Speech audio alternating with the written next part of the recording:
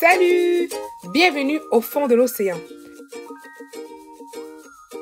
Juste avant de commencer ton aventure, je t'invite à jouer à un petit jeu avec moi. Vois-tu cette belle image? Observe-la bien, car dans quelques secondes, il y aura une deuxième image, presque identique à celle-là, mais avec quelques différences. Alors, ta mission, c'est de trouver les 5 différences entre les deux images. Allons-y!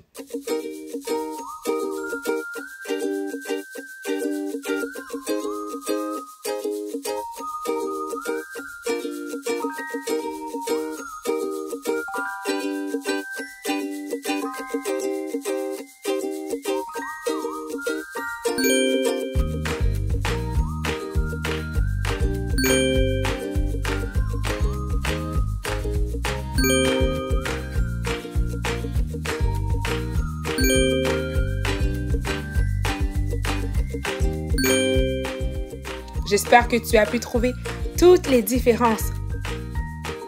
Ok, essayons-le encore une fois avec une autre image.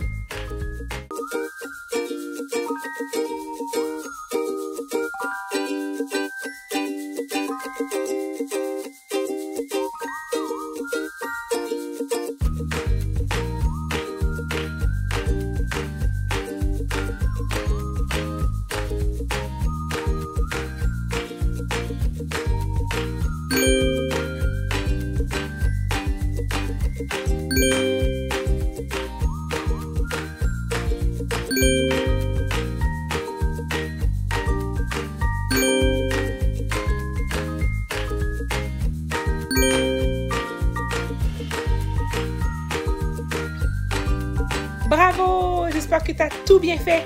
Alors, tu es prêt maintenant pour commencer ton aventure. Amuse-toi bien.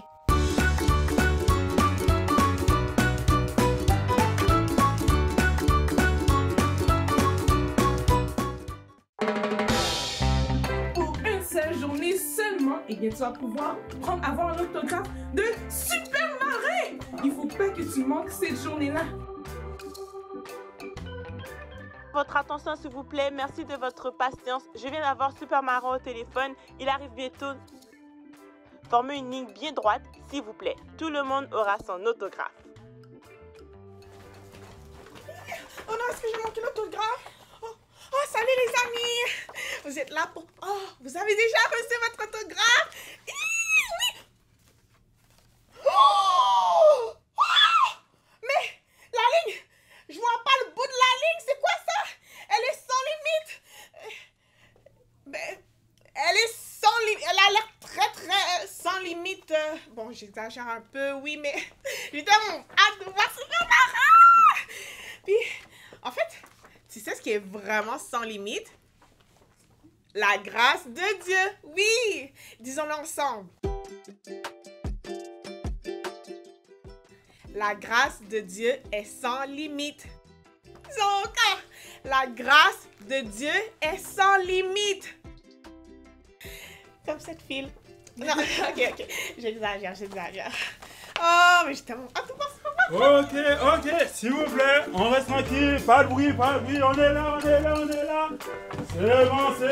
bon, laissez passer. En tout cas, moi, j'ai hâte de remplacer Super Marin pour protéger tous les animaux de l'océan.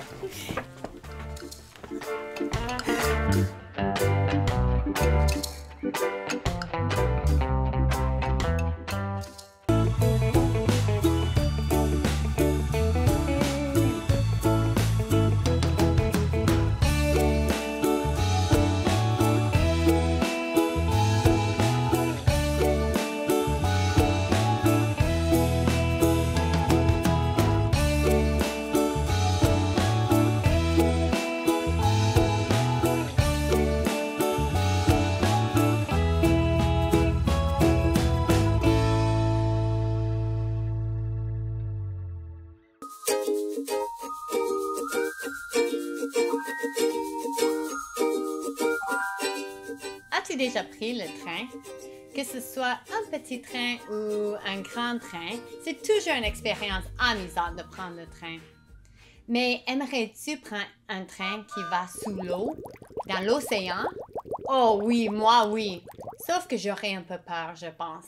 Mais il existe un train qui passe sous l'eau. Il y a un tunnel qui s'appelle le tunnel de Marmarais qui relie l'Europe et l'Asie avec un train. Mais t'inquiète pas, les passagers sont bien au sec parce qu'ils ne voient même pas l'eau qui est autour parce qu'ils sont dans un tunnel. Mais quand même, le train passe sous 60 mètres de l'eau. C'est beaucoup. Mais quand même, ils sont bien et j'aimerais prendre ce train, je pense. En pensant des trains, l'idée d'un train peut nous aider à comprendre quelque chose dans les versets que nous avons appris. Disons ensemble les versets Éphésiens 2, 8, 9 et 10. Éphésiens 2, 8, 9 et 10. Car c'est par la grâce que vous êtes sauvés par le moyen de la foi. Et cela ne vient pas de vous, c'est le don de Dieu. Ce n'est point par les œuvres, afin que personne ne se glorifie. Car nous sommes son ouvrage, ayant été créés en Jésus-Christ pour de bonnes œuvres que Dieu a préparées d'avance afin que nous les pratiquions. Éphésiens 2, 8, 9 et 10. Ces versets viennent de la parole de Dieu, la Bible, et on peut les croire parce que c'est Dieu qui les a dit. Et le train sous-marin peut nous aider à comprendre quelque chose d'important dans ces versets. Notre foi en Dieu, c'est comme la locomotive. Et les bonnes œuvres que Dieu a préparées d'avance sont comme les wagons. Puis des fois, les personnes comprennent mal et ils pensent que la foi vient après les bonnes œuvres, qu'il faut les bonnes œuvres pour que Dieu nous sauve. Mais c'est pas ça, c'est l'inverse. La locomotive, c'est ça qui doit tirer les wagons. Les wagons ne peuvent pas tirer la locomotive. Donc de même, ta foi en Jésus comme sauveur, c'est ça qui te permet de faire des bonnes œuvres. Mais peut-être que tu n'as pas encore reçu Jésus comme ton sauveur. Et peut-être que tu penses que tu vas faire beaucoup de bonnes œuvres, beaucoup de bonnes choses, et ça va te sauver. Mais ça ne fonctionne pas comme ça. C'est pas par les bonnes œuvres que nous sommes sauvés, c'est par la grâce de Dieu et en mettant notre foi en Dieu et en ce qu'il a fait pour nous en envoyant Jésus mourir sur la croix, donner sa vie pour nous. Il a donné son sang, il a donné sa vie. Pourquoi? Pour prendre la punition que moi et toi, nous méritons pour nos péchés, pour les mauvaises choses que nous avons faites. Mais Jésus est mort sur la croix, il a pris la punition. Et puis 3 jours plus tard, il est revenu à la vie. Et il est retourné au ciel. Il prépare une place maintenant pour tous ceux qui croient en lui comme sauveur. Crois-tu en Jésus comme ton sauveur? Crois-tu qu'il est mort pour toi et qu'il est revenu à la vie? Crois-tu que tu as fait de mauvaises choses, mais que Jésus a pris la punition pour toi? Tu peux dire tout cela à Dieu. Dis-lui ce que tu crois. Demande-lui de te sauver de tes péchés. Même si tu as fait beaucoup de mauvaises choses, il peut te pardonner, il peut te sauver parce que sa grâce est sans limite. Disons-le ensemble. La grâce de Dieu est sans limite. Nous avons appris Éphésiens 2, 8, 9 et 10. Ça fait beaucoup de versets. Mais je me demande si tu es capable de me dire quels sont les mots ou les phrases dans les versets si je te donne seulement les gestes. On va faire un jeu. Je vais faire le geste sans parler et toi, tu vas me dire quel mot ou quelle phrase correspond au geste. On y va.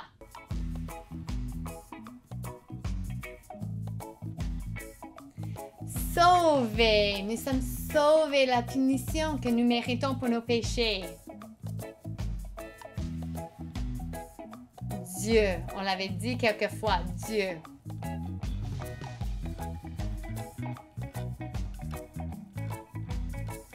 Par le moyen de la foi. C'est pas juste qu'on connaît, mais on le tient bien, on le croit.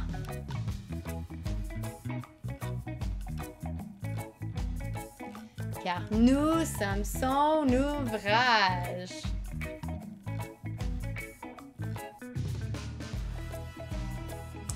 Nous l'avons fait plusieurs fois, hein? Nous avons dit afin que personne ou cela ne vient pas de vous ou ce n'est point. Les bonnes œuvres, les bonnes choses que Dieu veut qu'on fasse. Que Dieu a préparé d'avance. Ayant été créé, se glorifie, se penser qu'on est bon. En Jésus-Christ.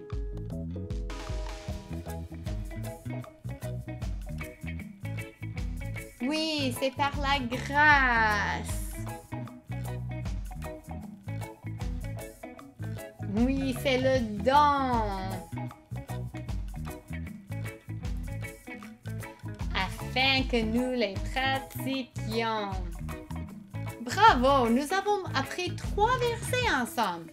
Et ces versets nous enseignent des choses importantes au sujet de Dieu. Ça va vraiment nous aider à le connaître. Disons ensemble les 3 versets avec les gestes. Éphésiens 2, 8, 9 et 10.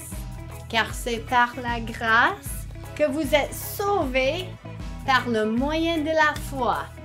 Et cela ne vient pas de vous, c'est le don de Dieu. Ce n'est point par les œuvres, afin que personne ne se glorifie. Car nous sommes son ouvrage, ayant été créés en Jésus-Christ pour de bonnes œuvres que Dieu a préparées d'avance afin que nous les pratiquions. Éphésiens 2, 8, 9 et 10.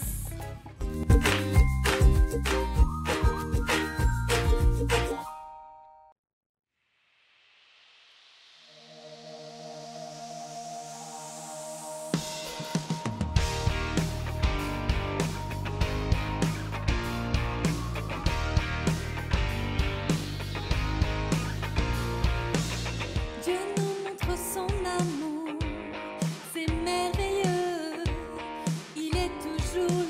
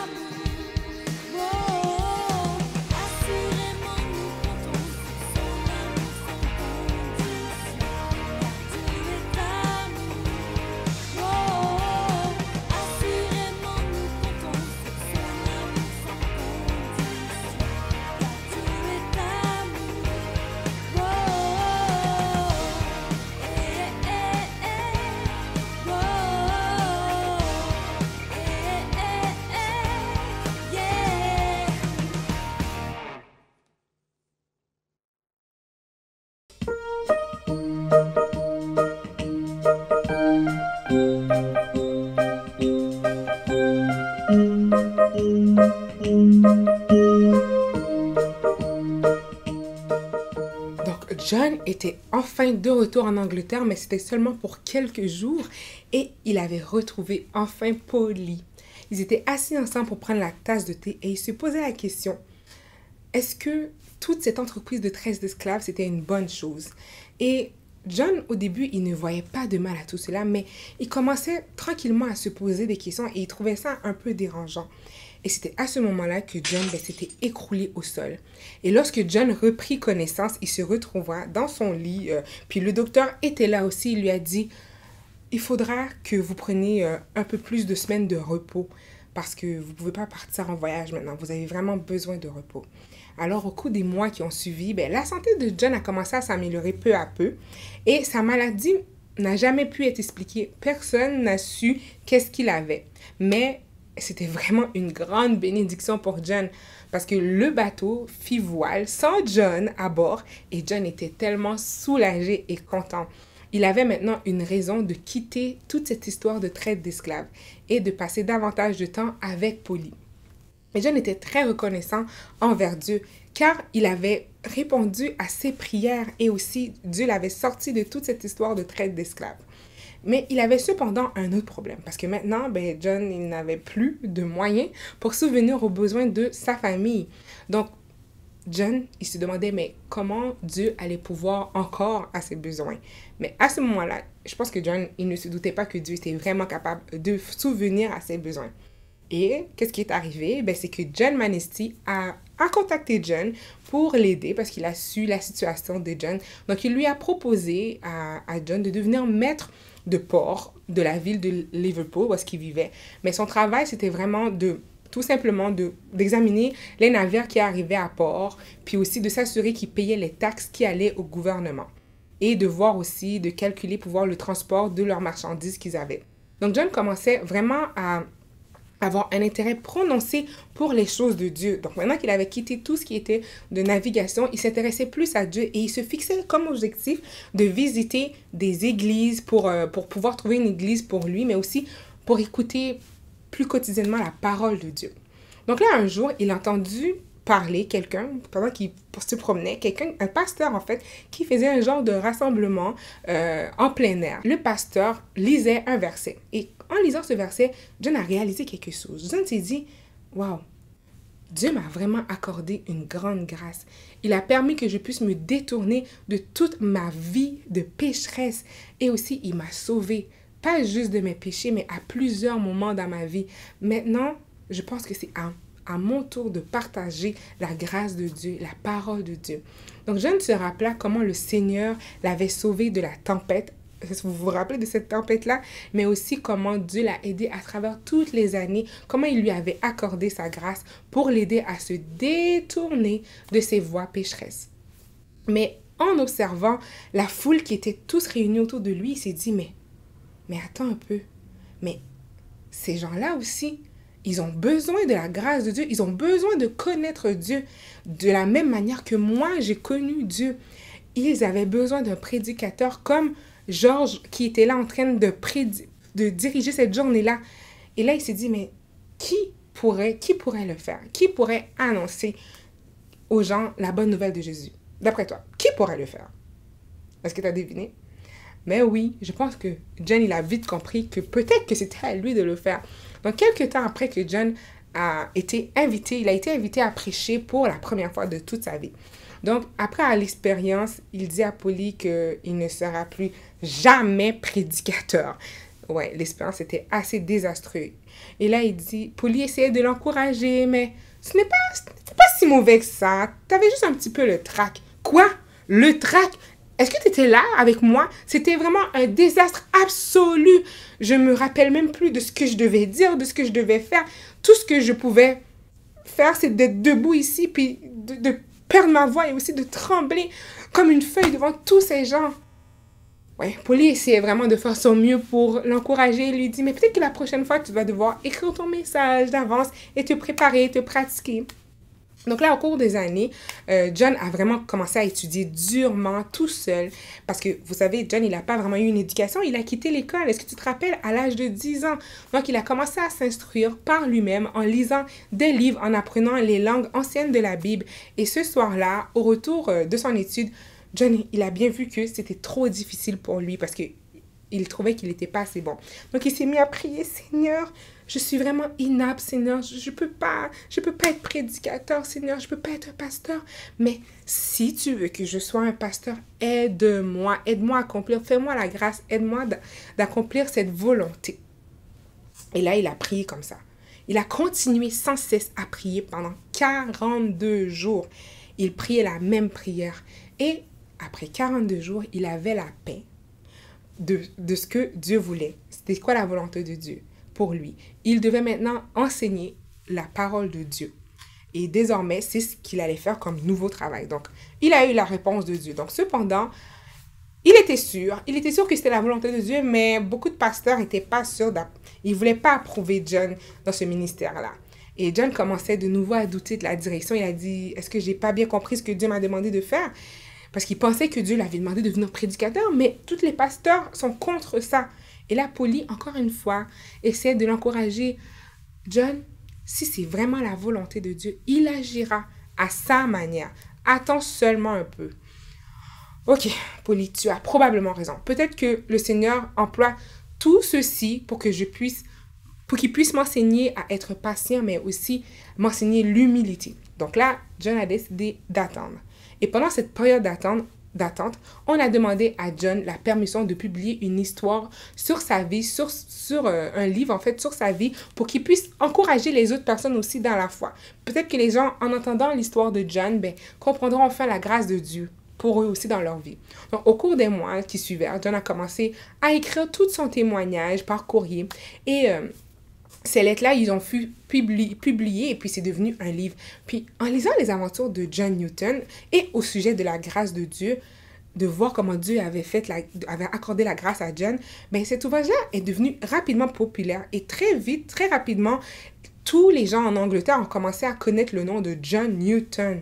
Et finalement, le 9 avril 1764, après 6 années d'attente, John est devenu enfin pasteur de l'église de l'Angleterre à Olney. C'était une ville en Angleterre, tout simplement. Et c'est maintenant que le véritable défi commence, dit-il, de prêcher ce que je dois prêcher, mais aussi de vivre ce que je prêche. Donc là, John savait qu'il devait vraiment être un modèle pour les gens de Olney. Donc là, Olney, il y avait pas beaucoup de gens qui habitaient là. Il y avait à peu près 2000 habitants à cette époque-là. Et la plupart d'entre eux, c'était des personnes pauvres. C'était des gens de classe ouvrière. Ils étaient très pauvres. Mais John décida quand même de servir Dieu. Et finalement, il est allé là où Dieu l'a dirigé. Et chaque dimanche, John était fidèle. Il prêchait une fois le matin aux habitants d'Olney, à cette église-là, mais aussi une deuxième fois l'après-midi. Et le soir, il dirigeait une petite étude biblique avec les gens qui voulaient bien participer. Mais John ne se satisfait pas seulement à prêcher la grâce de Dieu derrière un pupitre, mais il y allait par d'autres moyens. Donc, pour proclamer l'évangile, la grâce de Dieu, il allait dans des réunions pour les enfants. Donc, il allait avec eux. Puis il s'est dit, après tout, les enfants comme toi aussi, les enfants de Olney ont également besoin d'entendre, de parler de la grâce de Dieu. Et là, en quelques semaines, les petites réunions qu'il avait d'enfants se tenaient dans une maison. Puis là, aux premières réunions, il y avait 89 enfants qui sont venus le premier soir. Et vite à petit, 40 d'autres enfants se sont ajoutés la semaine suivante. Et là, John leur racontait tout simplement des histoires bibliques. Il leur enseignait des hymnes, des chants, et il les partageait son propre témoignage personnel. Puis, à un moment donné, il y a une certaine Madame Unwin qui était une veuve. Son mari venait de mourir. Puis, un monsieur qui se nommait William Cooper qui n'avait pas d'endroit où habiter. Donc, John et sa femme l'avaient accueilli chez eux. Et ils ont commencé à aider John et sa femme dans leur ministère auprès des enfants. Puis Madame Unwin devenait vraiment une grande aide pendant les réunions d'enfants. Elle dirigeait la musique et John et William, ils étaient devenus des grands amis. Puis entre eux, ensemble, ils composaient des hymnes.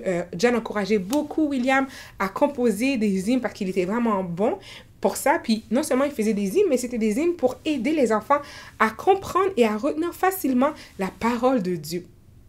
Et certains de ces chants-là, de ces hymnes-là, jusqu'à aujourd'hui, on les chante encore dans les églises. Et John a aussi, même lui, écrit des cantiques. Fait qu'en regardant toute l'année qui est passée en 1772, John a remarqué que, waouh, la grâce de Dieu était vraiment dans sa vie. Dieu l'avait sorti de nombreux dangers, y compris des profondeurs de ses propres péchés. Non seulement les profondeurs de la mer, mais de ses péchés à lui. Donc Dieu l'avait béni. Il lui avait donné une épouse qu'il aimait énormément et qui l'aidait, qui était avec lui, qui l'encourageait. Et maintenant, Dieu l'avait permis de lui, un pauvre pécheur, qui puisse maintenant proclamer la parole de Dieu aux autres en tant que pasteur. Wow, John a reconnu la grâce de Dieu dans sa vie. Il avait la gratitude aussi dans le cœur. Et John, avec toute cette reconnaissance, il a écrit un nouveau cantique.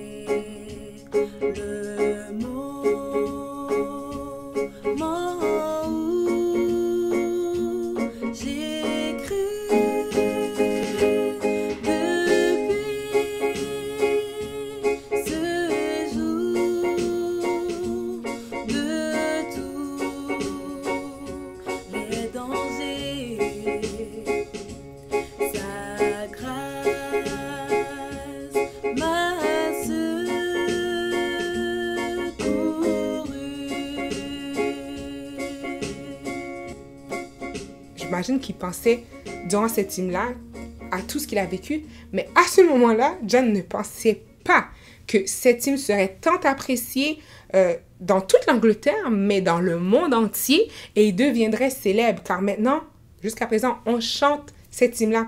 Est-ce que toi, tu connais cette hymne? Ça te dit quelque chose? Un soir, un jeune homme aussi est venu dans leur maison pour parler à John en privé. Et son nom, c'était William Wilberforce.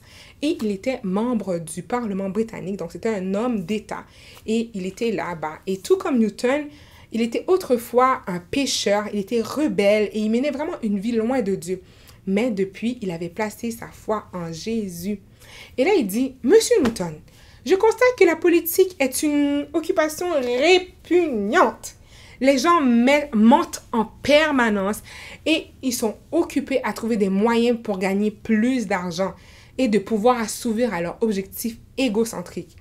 Croyez-vous que cet environnement soit fait pour moi? » Mais John, il ne savait pas si cet environnement été fait pour lui, mais la chose que John reconnaissait, c'était que c'était important d'avoir des dirigeants chrétiens dans le gouvernement. Donc, Lee lui répondit, « Ma prière pour vous, William, est que Dieu fasse de vous une bénédiction en tant que chrétien, mais en tant qu'homme d'État. » Donc, John n'avait aucune idée de l'importance de son conseil que ça allait porter à William Wilberforce. Parce que William a continué à servir dans la politique et est devenu finalement le responsable d'un mouvement pour abolir l'esclavage et la traite dans tout l'Empire britannique. Et ce fut vraiment un travail difficile. De nombreux responsables politiques, ils s'opposaient à lui. Ils ne voulaient pas que l'esclavage s'arrête parce que l'esclavage enrichissait beaucoup le pays. Et maintenant, John lui-même avait compris la méchanceté de l'esclavage. Et il aidait William Wilberforce à faire son travail. Et aussi, il l'aidait à aider les autres à comprendre la gravité du péché de toute la nation. Et John avait un puissant outil pour aider les autres parce qu'il parlait de son expérience personnelle. Alors, il a commencé à écrire un petit livre au sujet des horreurs et de la traite d'esclaves. Donc, au fur et à mesure que les gens lisaient ce livre, ils ont commencé à voir toute l'atrocité qui se cachait derrière ça et ils ont commencé eux aussi à soutenir l'abolition de l'esclavage. En février 1807, John a appris la bonne nouvelle. William Wilberforce avait réussi.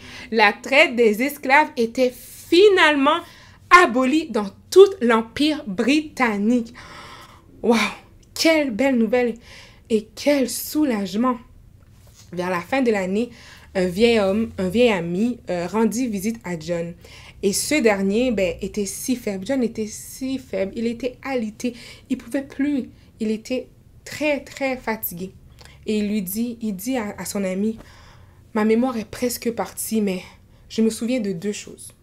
Je suis un grand pécheur et Christ est un grand sauveur. » Donc, quelques jours plus tard, John mourut à l'âge de 80 ans.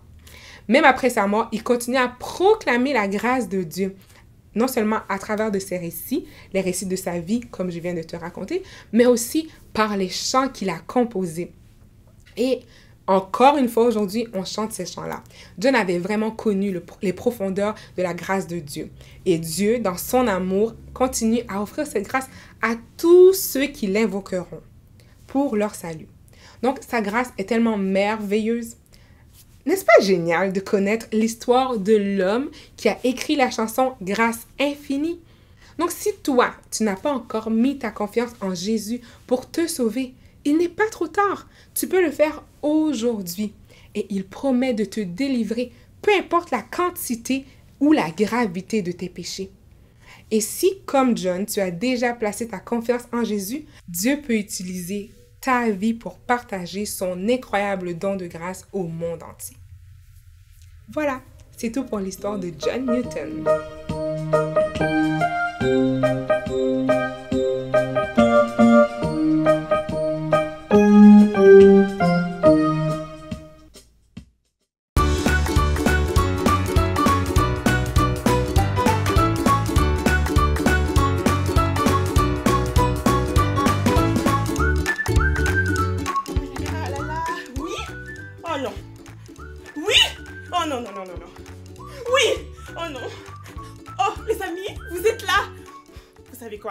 J'ai fait un rêve vraiment extraordinaire et ça m'a donné une idée folle. Vous voulez savoir c'est quoi? Eh bien, je pense que j'ai pris la décision de partir avec Supermarin. Oui, j'ai pris la décision de partir avec Supermarin et de devenir sa coéquipière. Oh non. Oh ben oui. Oh non. Oh ben oui. Non, mais le magasin, qu'est-ce que je fais avec le magasin? Oh! Nerly, elle va être super contente si je la laisse la main. Oh, oui, je sais. Ah, je vais l'écrire une lettre.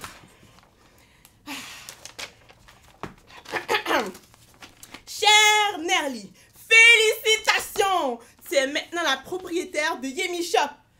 Non. Nerly Shop. Oui. Nerly Shop a besoin de toi. Et les océans ont besoin de moi, Yemi. Bon travail à toi. Et voilà. Nerly. Oh.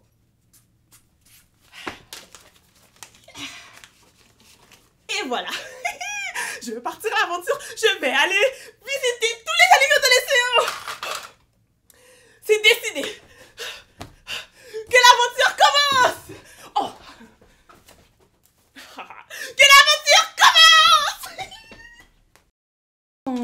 C'est parfait, je vais t'envoyer ta commande tout de suite. Et merci beaucoup d'avoir visité le Yemi Shop. Et j'espère que tu vas être content de recevoir ta super bouteille par la poste. Bon, t'inquiète pas, elle arrive très très bientôt. Bon, dans mes fichiers, je vois qu'on a appris une vérité. Et cette vérité, ça commence par la grâce de Dieu est quelque chose. Mais c'est vrai que d'habitude, j'ai des trous de mémoire, mais cette fois-ci, je m'en rappelle très très bien. Mais je veux voir si toi, tu t'en rappelles. Donc, est-ce que la grâce de Dieu s'épuise après seulement 2 jours? Non, hein? Est-ce que la grâce de Dieu s'épuise quand on a trop de besoins? Non, non plus, hein? Mais la grâce de Dieu est quoi donc? Oui, la grâce de Dieu est sans limite. La grâce de Dieu pour toi, elle est vraiment sans limite. Est-ce que tu veux le dire avec moi? Disons-le ensemble. La grâce de Dieu est sans limite.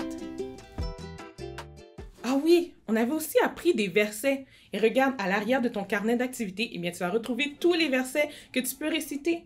Et aussi, tu peux scanner avec ton téléphone ou une tablette le code QR qui se trouve juste ici pour pouvoir aller voir la vidéo des versets et toi aussi faire les gestes avec Jen. Tu sais quoi? Disons les 3 versets avec elle. Éphésiens 2, 8, 9 et 10. Car c'est par la grâce que vous êtes sauvés par le moyen de la foi. Et cela ne vient pas de vous, c'est le don de Dieu. Ce n'est point par les œuvres, afin que personne ne se glorifie. Car nous sommes son ouvrage, ayant été créés en Jésus-Christ pour de bonnes œuvres que Dieu a préparées d'avance afin que nous les pratiquions. Éphésiens 2, 8, 9 et 10. Ah, t'as vraiment très bien fait pour les versets. T'es vraiment bon. Quoi? On dirait que depuis tout à l'heure, t'es vraiment agité. T'arrêtes pas de me pointer quelque chose. Y a-tu... Oh! Une lettre? Pour moi? Nerly? Ok. Je vais juste déplacer tout ça. Mais... Cher Nerly, félicitations. Quoi? Oh! Oh, wow. Les amis, est-ce que vous étiez au courant de cette nouvelle? Ah, je suis vraiment contente que Yemi me fasse confiance pour son shop, mais est-ce que vous pensez que je vais être assez bonne? Maintenant, ça va être le Nerly Shop. Est-ce que je suis prête à ça? Ok, il y a tellement de choses à faire, il faut que j'arrange tout. Maintenant, il faut que je change vraiment tout dans le magasin. Et il faut que je fasse en sorte que les choses arrêtent de tomber. Oh non, ok, les amis, il y a vraiment beaucoup de choses à faire dans ce shop. Maintenant, je pense que je vais fermer pour pouvoir tout arranger. Ok, allez bloquer la porte. Bye!